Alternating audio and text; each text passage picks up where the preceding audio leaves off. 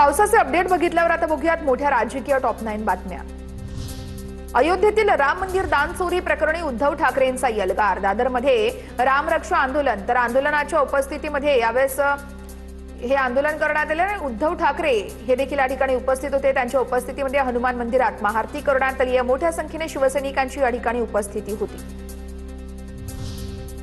मंदिर लुटणाऱ्यांना हिंदू माफ करणार नाही, दानपेटी चोरीची निष्पक्ष चौकशी व्हावी। रामाचं धनुष्यबाण चोरलं, आमच्याकडच्या मशालीने तुमची लंका जाळल्याशिवाय राहणार नाही, असाही इशारा देण्यात आलेला आहे। आज आमच्या हातामध्ये हनुमानाने ज्या मशालीने लंका जाळली होती ती मशाल आज आमच्या हातात आहे। तुमच्या अन्यायाची लंका आम्ही जाळून खाक केल्याशिवाय राहणार नाही।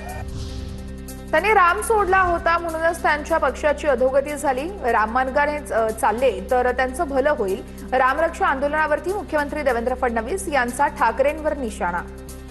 नाही, मला आनंद आहे की शेवटी उद्धवजींना राम आठवले। आमची अपेक्षा एवढीच होती की त्यांना राम आठवले पाहिजे। त्यांनी रामाचा मार्ग सोडला होता म्हणूनच त्यांच्या पक्षाची अधोगती झाली। राम मार्गाने चालले तर त्यांचं भलं होईल। केवळ आजच्या पुरती नाही, तुम्ही रोज एकदा रामरक्षा म्हणावी अशी माझी अपेक्षा। राम मंदिरामध्ये दरोडा टाकणारे आम्हाला हिंदुत्व शिकवणार का? मंदिरातून लुटलेला पैसा सत्ताधाऱ्यांना आणि त्यांच्या मुलाबाळांना पचणार नाही, संजय राऊतांचा घणाघात। राम मंदिराची जी लूट सुरू आहे, जे दरोडे पडत आहेत, राम मंदिरात काही चोरलं गेलं नाही। मी काल सांगितलं, रामाचा मुकुट चोरला गेला, रामाच्या पादुका चोरल्या गेल्या, रामाची कर्णफुलं चोरली गेली। नरेंद्र मोदी निवडणुकीत सांगत होते ना, मंगळसूत्र चोरणार, सीतेचं मंगळसूत्र चोरलं गेलंय। तुम्हाला माहिती आहे का? राम मंदिरातील वस्तूंची चोरी अत्यंत वेदनादायी आहे आणि दुःखद आहे। राम मंदिर ट्रस्टचे खजिनदार स्वामी गोविंदगिरी यांची पहिलीच प्रतिक्रिया। राम भक्तांच्या देणग्या मोजण्यात कोणताही थेट सहभाग नाही। स्वतःच्या विमान प्रवास तसेच इतर खर्चासाठी ट्रस्टचा पैसा वापरला नाही, असंही गोविंदगिरींचं स्पष्टीकरण। अयोध्येमध्ये रामाचं मुकुट, कर्णफुलं, पादुका चोरीला गेल्यात। सीतामाईला अर्पण केलेली 27 मंगळसूत्र ही चोरीला गेली आहेत, राऊतांचा मोठा दावा।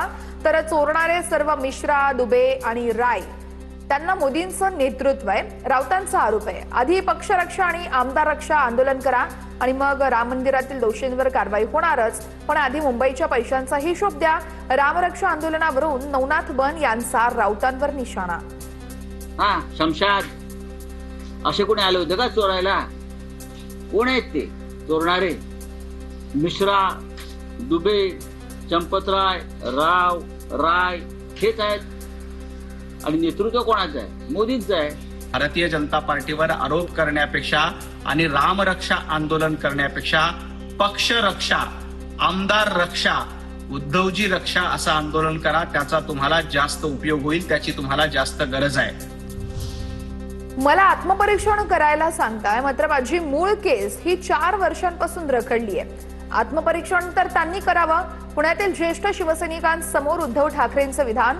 तर साहेब आदेश द्या, आम्ही दगड मारणं सोडलेलं आहे, विसरलो नाहीये। शिवसैनिक आक्रमक। वसंत मोरे यांची देखील या बैठकीला होती उपस्थिती। आत्मपरीक्षण करताना माझा पक्ष फोडायच्या मूळ जी केस आहे, यावरील केस आहे, 4 वर्ष का लागली?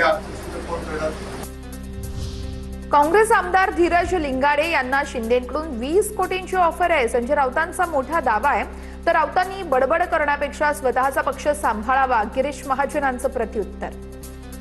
तुम्ही आमदार फोडताय, खासदार फोडताय, कार्यकर्ते फोडताय, पैसे देताय, 20 कोटी, 50 कोटी। काल सुद्धा एकाला 20 कोटीची ऑफर दिली, एक लिंगाडे नावाचे आमदार आहे। त्यांच्या मनातील ते आकडे सांगत असतात।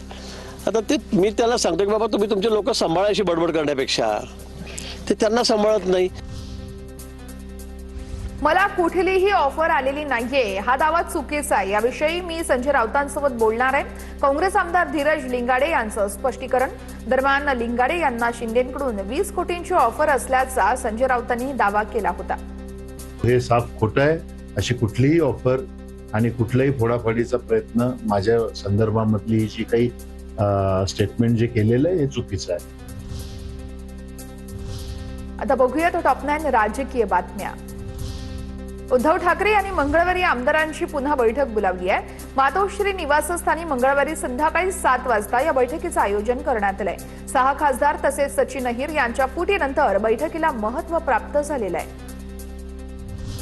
सचिन अहिर यांच्यासाठी मुलीची भावनिक पोस्ट. वडिलांनी पक्ष सोडला म्हणून त्यांचा तिरस्कार केला जातोय. वडिलांनी निष्ठेने काम केलंय, त्याचं फळ त्यांना आता मिळालं, असं किरण अहिर यांनी आपल्या पोस्टमध्ये म्हटलेलं आहे. मी भाजपच्या कुठल्याच नेत्याशी बोललो नाहीये. त्यांच्याकडे काही इनपुट असेल तर त्यांनी द्यावं. मेघना बोर्डीकरांच्या दाव्यांना संजय जाधवांचं प्रत्युत्तर. दरम्यान खासदार संजय जाधव हे भाजपात प्रवेश करणार होते असं मेघना बोर्डीकर यांनी म्हटलं होतं. औरंगाबाद जिल्हा मध्यवर्ती बँकेत महायुतीचं वर्चस्व. संचालक मंडळाच्या निवडणुकीमध्ये 20 पैकी 19 जागेवरती महायुतीचा डंका. काँग्रेसचे खासदार कल्याण काळे एकमेव विजयी. ठाकरे शिवसेनेचे नेते अंबादास दानवे महायुतीच्या पॅनलमधून विजयी. सांगली जिल्हा बँकेवरती प्रशासक आणून श्वेतपत्रिका काढावी, आमदार सदाभाऊ खोत यांची मागणी. सांगली जिल्हा मध्यवर्ती बँकेचे अध्यक्ष मानसिंगराव नाईक यांच्यावर यवस खोत यांनी टीका केलेली आहे. मंत्री नितेश राणेंविरोधात गोवा म्हापसा न्यायालयाकडून आजामीनपत्र वॉरंट जारी करण्यात आलेलं आहे. धारगळ बूथ तोडफोड प्रकरणाच्या सुनावणीच्या वेळेस हजर न राहिल्याचा त्यांच्यावर ठपका ठेवण्यात आलाय. आमदार नरेंद्र भोंडेकरांनी सांगवारी उपसा सिंचन योजनेचा मुद्दा अधिवेशनात मांडला. सांगवारी प्रकल्पाचा प्रस्ताव अर्थ विभागामध्ये रखडला. 2 महिन्यामध्ये टेंडर काढण्याची भोंडेकरांची मागणी आहे. प्रकल्पामुळे भंडारा मोहाडी तालुक्यातील 60 गावांना पाणी मिळणार आहे. यंदाच्या आषाढी वारी होणार प्लास्टिक मुक्त. चंद्रभागा वाळवंटासाठी विशेष स्वच्छता मोहीम.